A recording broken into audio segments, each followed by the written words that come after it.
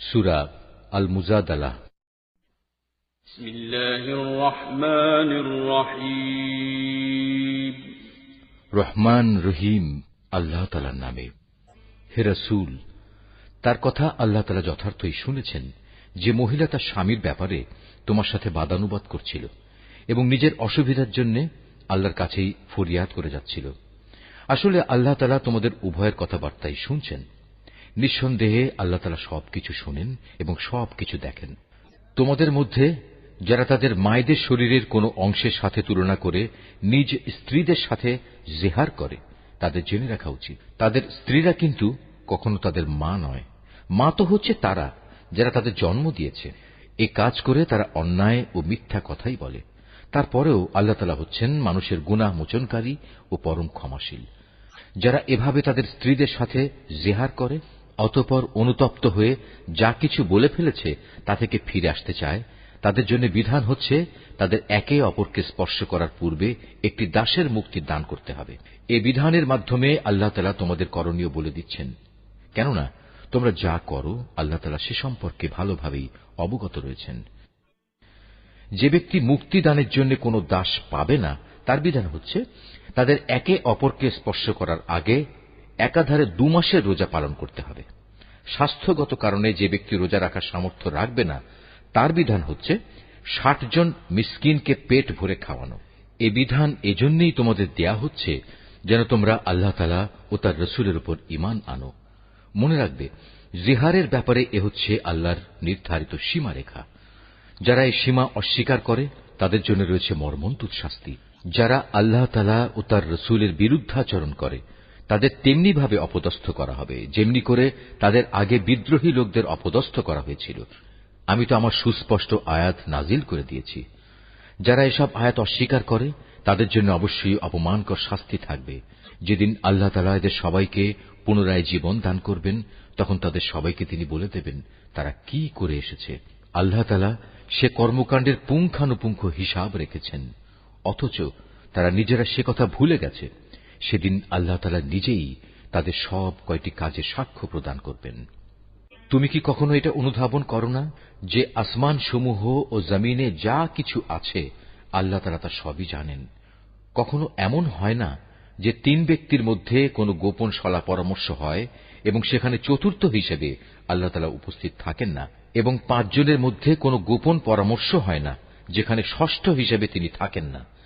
এ সলা পরামর্শকারীদের সংখ্যা তার চাইতে কম হোক কিংবা বেশি, তারা যেখানেই থাক না কেন আল্লাহ তাআলা সব সময়ই তাদের সাথে আছেন। অতঃপর কিয়ামতের দিন আল্লাহ তাআলা তাদের সবাইকে বলে দেবেন তারা কি কাজ করে এসেছে। আল্লাহ তাআলা সর্ববিষয়ে সম্যক অবগত রয়েছেন। তুমি কি তাদের লক্ষ্য করনি যাদের আল্লাহ তাআলা ও তার রাসূল সম্পর্কে কোনো গোপন কানাঘুষা করতে নিষেধ করা হয়েছিল, কিন্তু তারা ঠিক তারই পুনরাবৃত্তি করল যা করতে তাদের বারণ করা হয়েছিল। তারা একে অপরের সাথে সুস্পষ্ট গুনাহের কাজ মাত্রাতিরিক্ত বাড়াবাড়ি ও রাসূলের নাফরমানির ব্যাপারে কানাঘুষা করতে লাগল। অথচ এরা যখন তোমার সামনে আসে তখন তোমাকে এমন ভাবে অভিবাদন জানায় যা দিয়ে আল্লাহ তাআলাও তোমাকে অভিবাদন জানান না। আর এসব প্রতারণার সময় ওরা মনে মনে বলে, আমরা যা বলছি তার জন্য আল্লাহ তাআলা আমাদের কোনো প্রকার শাস্তি দিচ্ছেন না কেন? তুমি তাদের বলো, জাহান্নামই তাদের শাস্তির জন্যই যথেষ্ট। তার আগুনে পুড়ে তারা দগ্ধ হবে। কত নিকৃষ্ট হবে সেই বাসস্থান। হে ঈমানদার ব্যক্তিরা, তোমরা যখন একে অপরের সাথে গোপনে কোনো কথা বলো তখন কখনো কোনো পাপাচার, সীমালঙ্ঘন ও রাসূলের বিরোধিতা সম্পর্কিত কথা বলো না, বরং গোপনে কিছু বলতে গেলে সেখানে একে অপরকে ভালো কাজ ও আল্লাহকে ভয় করার কথাই বলো। সর্বোপরি সে সর্বময় ক্ষমতার মালিক আল্লাহকে ভয় করো, যার সামনে একদিন তোমাদের সবাইকে সমবেত করা হবে।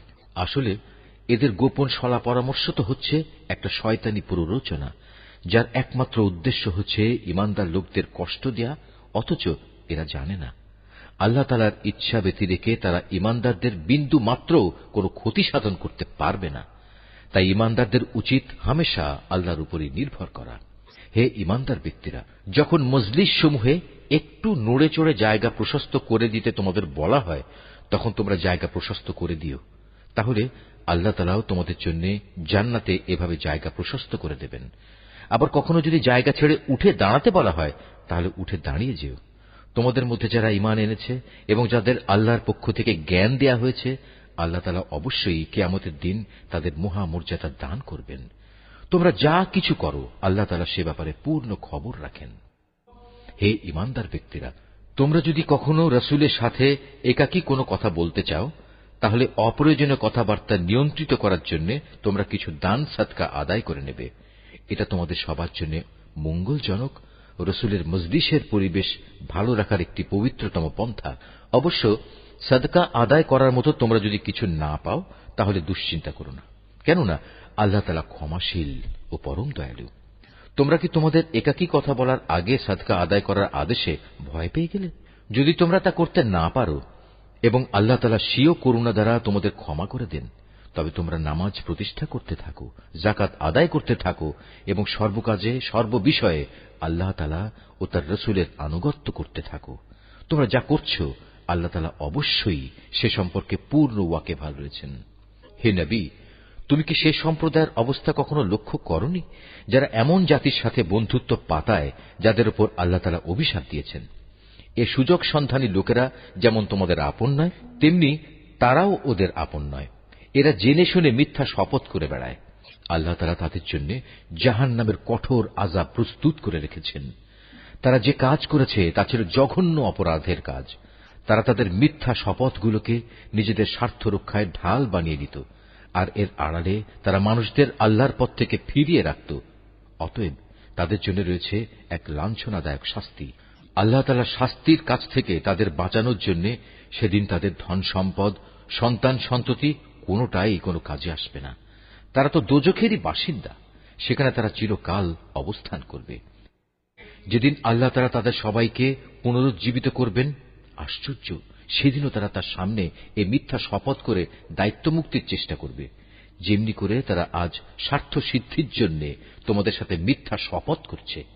তারা ভাববে দুনিয়ার মতো সেখানেও বুঝি এর মাধ্যমে কিছু উপকার পাওয়া যাবে। হে রাসূল, তুমি এদের থেকে সাবধান থেকো, এরা মিথ্যাচারী। আসলে শয়তান এদের উপর পুরোপুরি প্রভাব বিস্তার করে নিয়েছে। শয়তান এদের আল্লাহর স্মরণ সম্পূর্ণ ভুলিয়ে দিয়েছে। এরা হচ্ছে শয়তানের দল।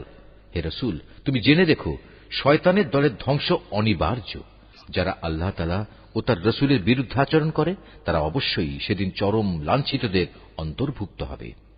আল্লাহ তাআলা তো এই সিদ্ধান্ত জানিয়ে দিয়েছেন যে আমি এবং আমার রাসূল অবশ্যই জয়ী হব। নিঃসন্দেহে আল্লাহ তাআলা শক্তিমান ও পরাক্রমশালী। হে রাসূল, আল্লাহ তাআলা ও তার রাসূলের উপর ঈমান এনেছে এমন কোন সম্প্রদায়কে তুমি কখনো পাবে না যে তারা এমন লোকদের ভালোবাসে যারা আল্লাহ তাআলা ও তার রাসূলের বিরুদ্ধাচরণ করে। যদি সে আল্লাহ বিরোধী লোকেরা তাদের পিতা, ছেলে, ভাই কিংবা নিজেদের জাতি গোত্রের লোকও হয়, তবুও নয়। এ আপসহীন ব্যক্তিরাই হচ্ছে সেসব লোক যাদের অন্তরে আল্লাহ তাআলা ঈমানের ফয়সালা এঁকে দিয়েছেন এবং নিজস্ব গায়বী মদদ দিয়ে তিনি এ দুনিয়ায় তাদের শক্তি বৃদ্ধি করেছেন। কিয়ামতের দিন তিনি তাদের এমন এক জান্নাতে প্রবেশ করাবেন যার তলদেশ দিয়ে ঝর্ণাধারা প্রবাহিত হবে। তারা সেখানে চিরকাল থাকবে। সর্বোপরি আল্লাহ তাআলা তাদের উপর প্রসন্ন হবেন এবং তারাও সেদিন তার উপর সন্তুষ্ট হবে। এরাই হচ্ছে আল্লাহ তাআলার নিজস্ব বাহিনী। আর হ্যাঁ, আল্লাহর বাহিনী শেষতক কামিয়াব হয়।